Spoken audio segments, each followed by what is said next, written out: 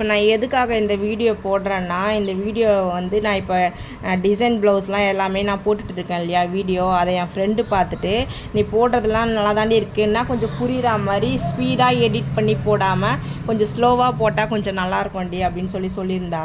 அது வந்து இந்த பீட்ஸ் கட்டிகிட்டே இருக்கும்போது எனக்கு ஞாபகம் வந்துச்சு. சரி நம்ம எடிட் பண்ணாமல், ஏன்னா சிலருக்கு வந்து இப்போ இந்த ஸ்பீடாக நம்ம எடிட் பண்ணி போட்டால் கூட சிலர் அதான் எப்படி சொல்கிறது, கற்றுக்கிற நல்லா தெரிஞ்சவங்க இருக்காங்க இல்லையா, பீட்ஸ் வந்து இப்படி தான் கோக்கணும் அப்படின்றவங்க, அவங்களுக்கு வந்து நம்ம எவ்வளோ ஸ்பீட் போட்டாலும் இப்படி தான்ன்றது தெரிஞ்சிடும். அதே இப்போ புதுசாக கற்றுக்கணும் நம்ம கட்டணும்னு நினைக்கிறவங்களுக்கு வந்து அது ஸ்லோவாக நம்ம ரெடி பண்ணால் தான் அவங்களுக்கு தெரியும். அதை நான் பீட்ஸ் கோக்குறேன், எப்படி நான் நாட் போடுறேன், எப்படி டிசைன் பண்ணுறதுன்றது நான் ஸ்லோவாகவே நான் போடுறேன்.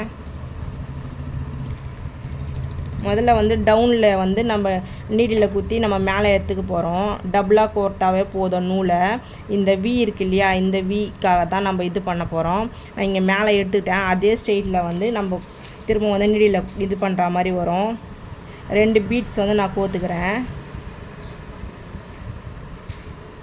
இந்த 2 பீட்ஸ் கோத்தாச்சு.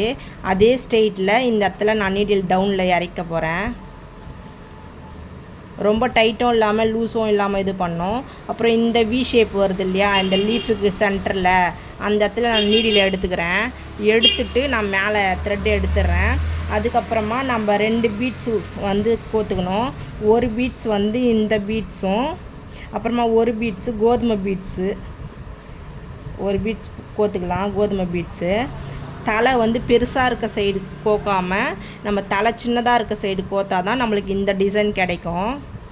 இப்போ இந்த கோதுமை பீட்ஸ் வந்து இந்த கேப்பில் வரப்போகுது. இந்த குண்டாக இருக்க பீட்ஸ் இந்த சென்டரில் உட்காரப்போகுது. இது பாருங்கள், இந்த கோதுமை பீட்ஸுக்கு எவ்வளோ ஹைட் தேவையோ அந்த அளவு ஹைட்டு நம்ம இது பண்ணிக்கலாம், நீடில் குத்திக்கலாம். அப்புறம் இந்த குண்டாக இருக்க பீட்ஸை வந்து நம்ம இந்த இடத்துல வரப்போகுது. இதை வந்துருச்சு பாருங்கள்.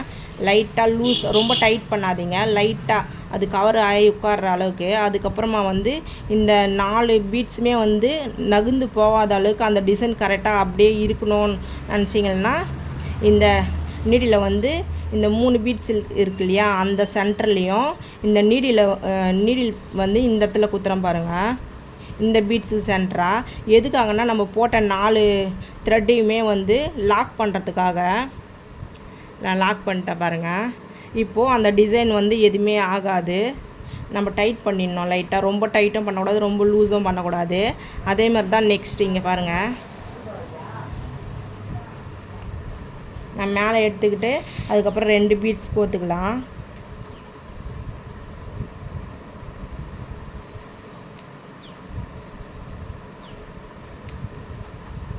அதே ஸ்டைட்டில் நம்ம இங்கே குத்திக்கலாம்.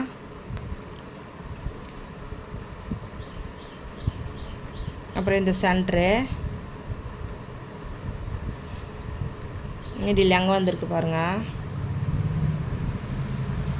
இப்போது ஒரு பீட்ஸ் வந்து குண்டு பீட்ஸும் ஒரு பீட்ஸு கோதுமை பீட்ஸும் கோத்துக்கு போகிறோம். தலை சின்னதாக இருக்க சைடில் தான் நம்ம ஊசி விடுறோம்.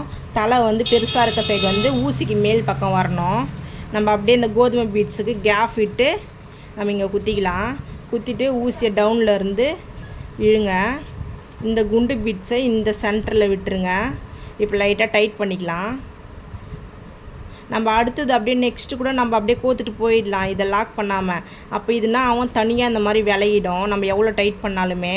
அதை லாக் பண்ணுறதுக்காக தான், இந்த த்ரெட்டை மட்டும் லாக் பண்ணுறதுக்காக ஒரு வாட்டி நம்ம ஊசியை மேலே எடுத்து இந்த த்ரெட்டு 4 அதை இன்ட்டு மாதிரி இருக்கும் இல்லையா, அந்த இடத்துல நம்ம கவர் பண்ணணும். நம்ம போட்டோம்னா இப்போ கரெக்டாக அந்த டிசைன் இன்னும் ஸ்ட்ராங் ஆகிடுச்சு பாருங்கள். இதே மாதிரி தான் ஃபுல்லாக கோத்து எடுத்துக்க போகிறோம். உங்களுக்கு புரிஞ்சிருக்கோன்னு நினைக்கிறேன்.